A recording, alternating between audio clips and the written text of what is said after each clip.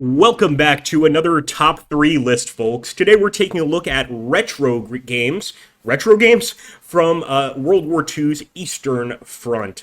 I'd ask those of you that enjoy these top 3 videos to please go ahead and hit that like button and drop a comment down below. It really does help us out.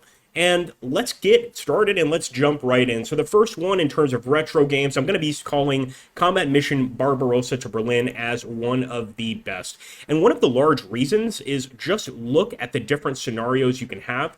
Everything from Hungarians against the Soviets to the SS against the Soviets to even the Italians fighting off and trying to get an Alpine breakout near Stalingrad. There's just a lot of options here, and this isn't even the long and short of it. I mean, as you can see, we can go down here, and there are a ton of different missions.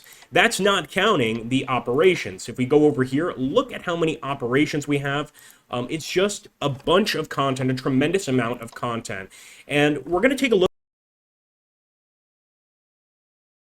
It's definitely old school in the way it appears. But you know what? I kind of like that, if I'm being absolutely honest. Now, just like any combat mission game, you could play as either the Axis or the Allies. It's entirely up to you. As you can see, we even have battles like hunting the Hungarians hunting for partisans. I just think the amount of different missions is really, really cool in this particular game. Did I mention you could play multiplayer with friends? You definitely can. Now, before every battle, you're going to, of course, get an operational briefing, and I have to say it's pretty detailed. I really do like it. It also gives you an idea of how many guys you can expect to have during the mission.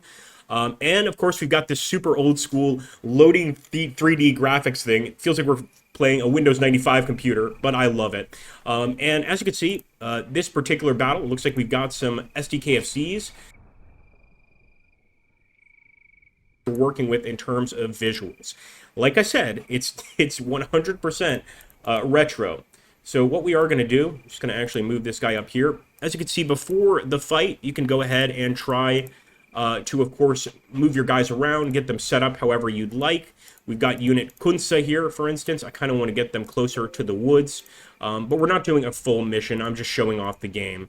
And again, if you have any recommendations for retro games, specifically World War II retro games, please do let me know in the comments down below. I always like to kind of hear your guys' feedback and see what sort of games you guys are going for.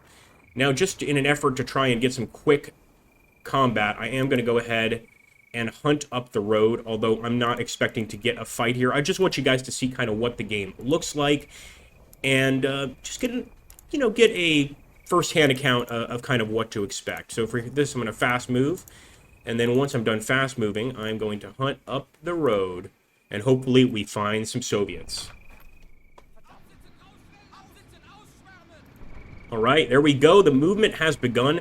And I have to say, for the time period, like, these graphics aren't half bad. You can get your infantry on the back of the tank, although one of them looks like a dwarf, which is quite interesting.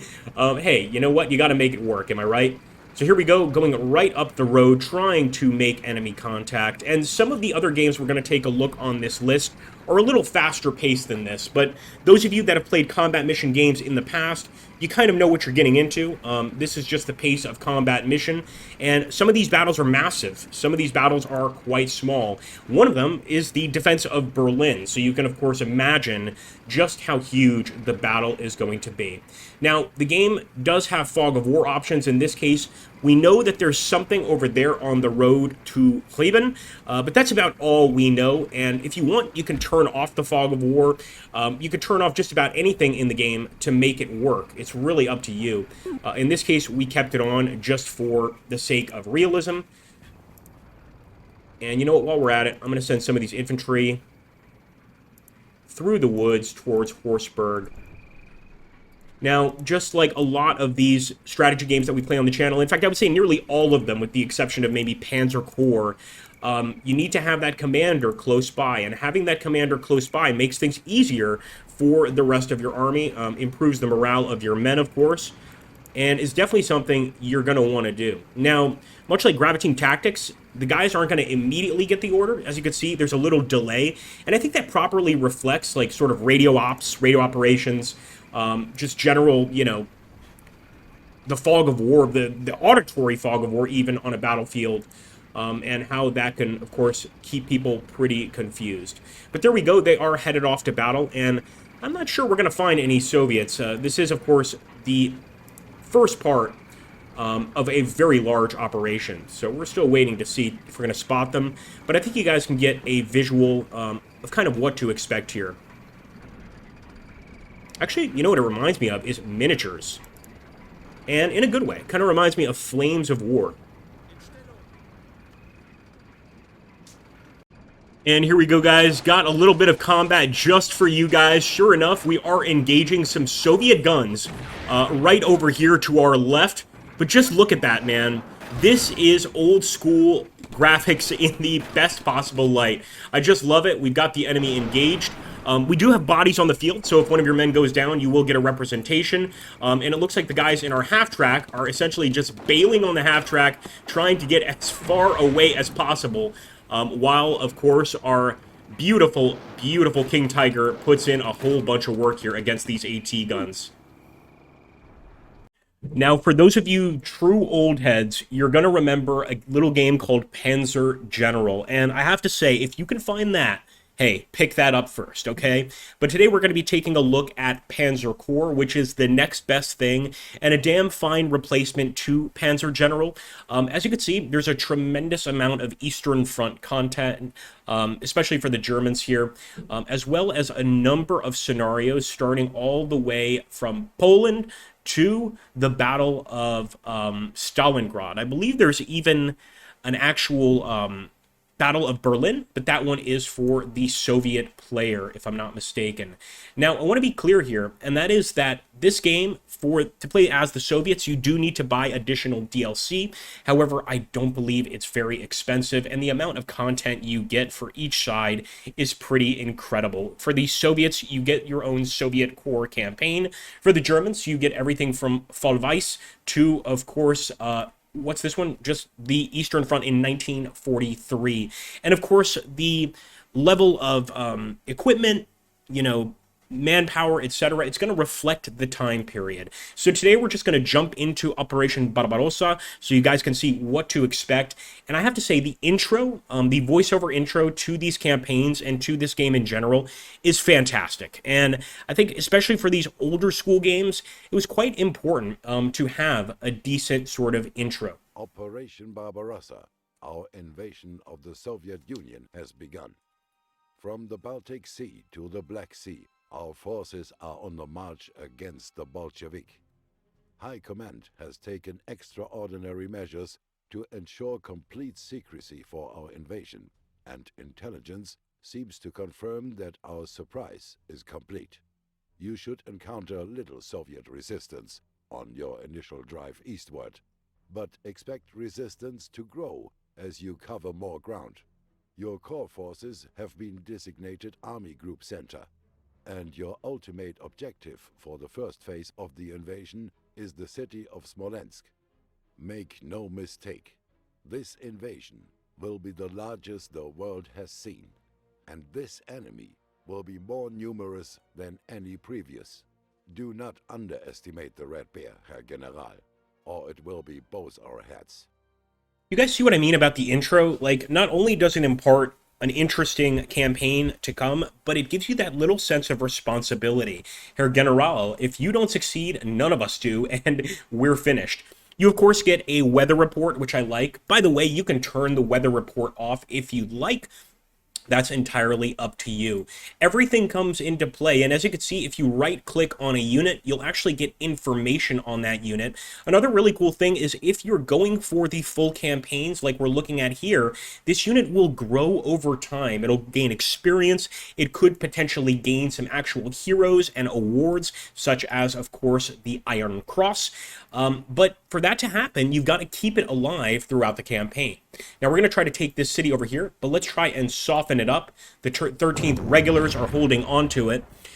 Something in this game that's quite important, which should be in a strategy game, is positioning. So, for instance, attacking across a river tile, not the greatest idea.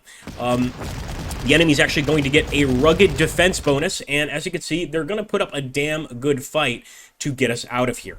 Nonetheless, we're going to continue that attack.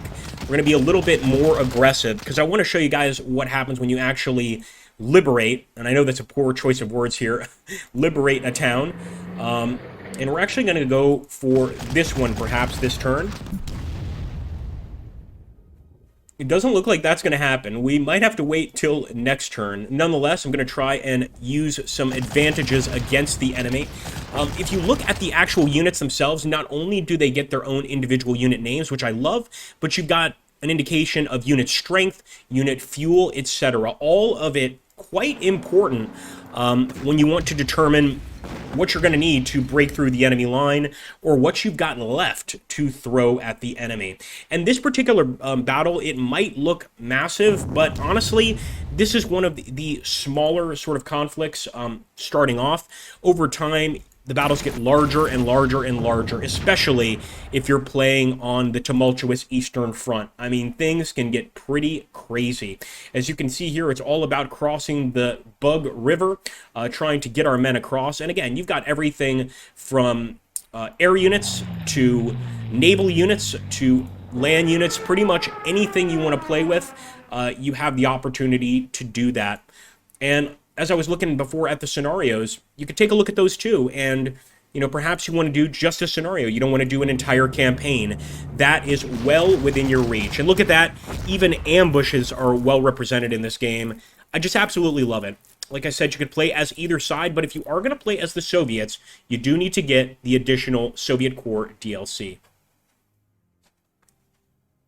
Finally, we get to Blitzkrieg, and let me be clear, there's a lot of argument about this game. Now, not Blitzkrieg itself. Blitzkrieg is great, but this is one of those titles that subsequent games just aren't as good as the first. And when we get to like Blitzkrieg 4, it's just absolutely terrible. That being said, everybody's entitled to their opinion, so if you disagree, please let me know. Another negative element here of Blitzkrieg is in terms of the actual custom missions, or I should say the scenarios. They don't really exist. The campaigns are really the main focus, but again, if you're going for an Eastern Front campaign anyway, why not give them a chance? And just like I was talking about in Panzer Corps, the intro to some of these games is almost better than the games themselves. And the intro to Blitzkrieg left absolutely nothing to be desired.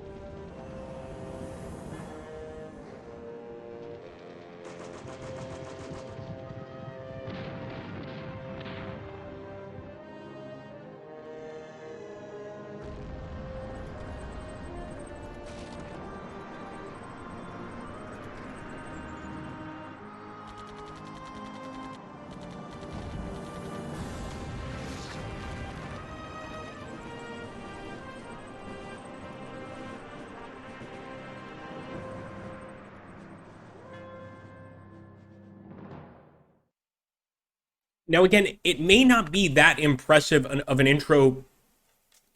And as you can see, we did just get kicked out. This game does not like to be recorded. I'm going to be totally honest with you.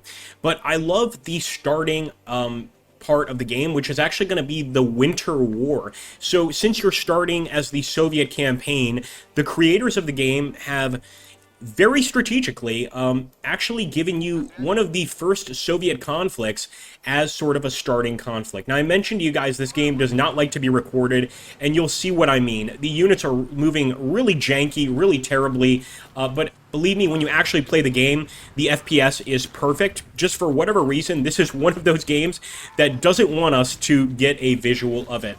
And let me be clear about Blitzkrieg, okay, guys?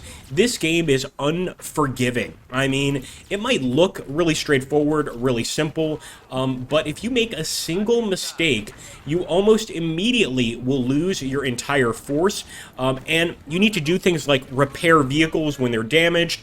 You need to bring in, medical vehicles to help wounded men, etc. And you can lose an entire army group in seconds. I don't actually want to lose this army group, but I want to show you guys just how unforgiving it is.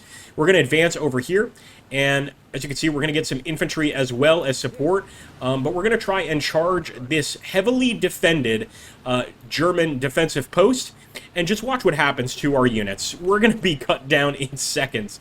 I will try and engage it, but as you can see, it's pretty tough to engage such a heavily fortified position, and quite often in Blitzkrieg, you need to kind of figure out an alternative route. Straight up the middle is rarely the right choice in this game. Usually you need to break right or break left and get around the enemy, but once you get into the good old-fashioned combat, things just start to come together beautifully. And as you can see, we're putting as many rounds down on that bunker as possible, but it may not be enough. Now, again, since we're playing with this really low FPS, you're not seeing the tracers, but for an old game, they did tracer rounds really, really well. They did dead bodies really, really well. The only game that I really wanted to put on this list, but didn't, that's quite similar to this, is Sudden Strike. And the reason I didn't is because Sudden Strike doesn't really focus exclusively on the Eastern Front, although it is an extremely large part of the game. Both of them are extremely unforgiving games, but for fans of the Eastern Front, they're must-haves. Well, that's going to be it for me, guys, and my top 3 retro World War II Eastern Front games. I'd love to get your thoughts on what you guys enjoy or prefer, which ones you prefer. Let me know in the comments down below. And look at that. It just took our entire army group to finally break through the German lines.